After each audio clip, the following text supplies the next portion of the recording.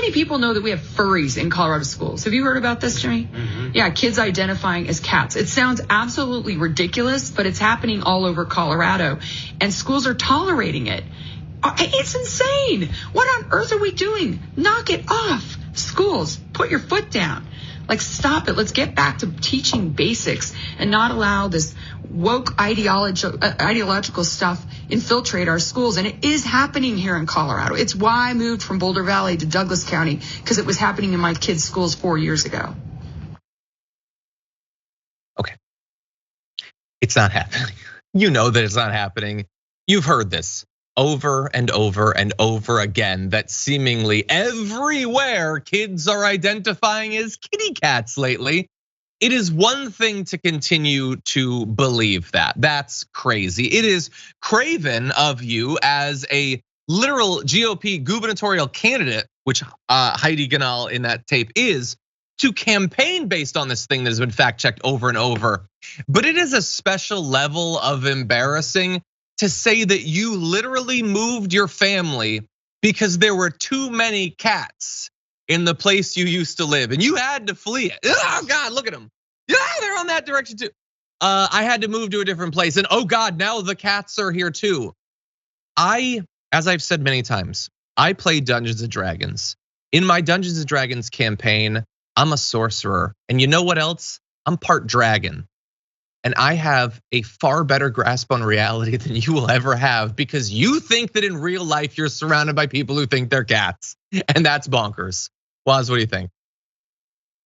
I just can't believe that this is something that, like, she's not running for some random school board seat or even state senate or, just it's political office, but it's small potatoes. Like, this woman is running for governor. And this is what she's talking about in public, the idea that children are allegedly referring to themselves as furbies. Like, this is craziness. Like, you are running for governor, ultimately the CEO of the state. Like, this is like a lot of power over people's lives. And you get on the airwaves and this is what you choose to talk about. It's wild to me, just wild. I wish that, do you ever wish that you could activate, like through your mind, through the power of concentration, the ability to just know if a person honestly believes the thing that they're saying? I do. How nice would that be? Unfortunately, you can't do that mentally. You can declassify government documents mentally, but you can't fact check someone. I want to know, is she a massive, massive liar, or is she one of the craziest people in her state? That's what I don't know. Which of those two things is it? Because it's not happening. Let's be very clear about it.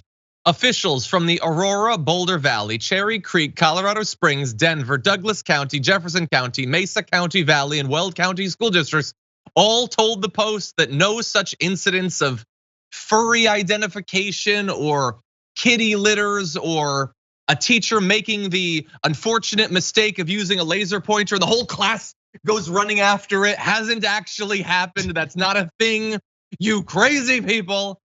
District spokespeople pointed to school dress codes and other policies that prohibit such behavior, like wearing fur. They have put their foot down, or their paw down. They put their paw down. It's not happening. The claims are baseless. There's absolutely no truth. But what do they know? They're only the officials in the schools and all of the districts that she's citing. But what are we supposed to do at this point, Waz? We keep demonstrating that it's not true, and they keep just saying it despite there being no evidence. Their evidence, the only evidence they require is somebody posting on 4chan a picture of a litter box or something, and they're like, yeah, I think this is the apocalypse. What are we supposed to do at this point?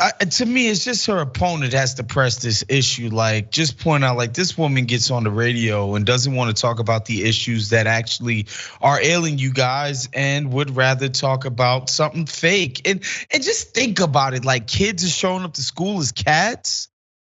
I'm just trying to understand, like, how this is some crazy, or how your child could somehow be made like messed up by it. Like, if your child isn't participating, I just don't. This is exasperating, honestly, John. Like, this is so. This is insane. This is out of a spoof. This is out of like a sketch comedy skit. Yeah, except that it's not. And the reason that it's so terrible is it makes you worry for our ability to discuss literally anything. Yeah. If we cannot agree on whether there's furries or not in schools, then why can we do anything? By the way, as my final point, before we move on about, whether this is true or not, here is the one way that you know that it's not true. Because every time the theory comes up, it's that they're all identifying as cats. And if I know anything about the furry community, it's that it's a diverse, imaginative community. And so are kids, by the way. Why would they all be kittens? You don't think there'd be a few puppies in there? There wouldn't be the occasional pony girl or something? Think about how obsessed you were with dinosaurs when you were a kid. You wouldn't be a triceratops? I would be an ankylosaurus, and you could take that to the bank. No, the fact that it's so unimaginative, they're all kittens, proves that not only is it not, that's adorable. Not only do they not actually believe it, but they didn't even really think about it that much before they said it. Okay, with that said, we unfortunately. Just one more thing, John. Just as a kid who grew up in the 90s, obviously 80s and stuff, and I'm really depressed by the return of Save the Children. Oh my God, the kids just say no. And I did the DARE program and just like all of this stuff, like, the special episode of Saved by the Bell where they would talk to the kids and save the kids. And like, I thought we were done with that. And now we're bringing it back, but it's like, kids, don't turn gay or trans. It's like, what is happening? Which is it? Are they turning into cats or are they turning into the opposite gender? Or is it both? Oh.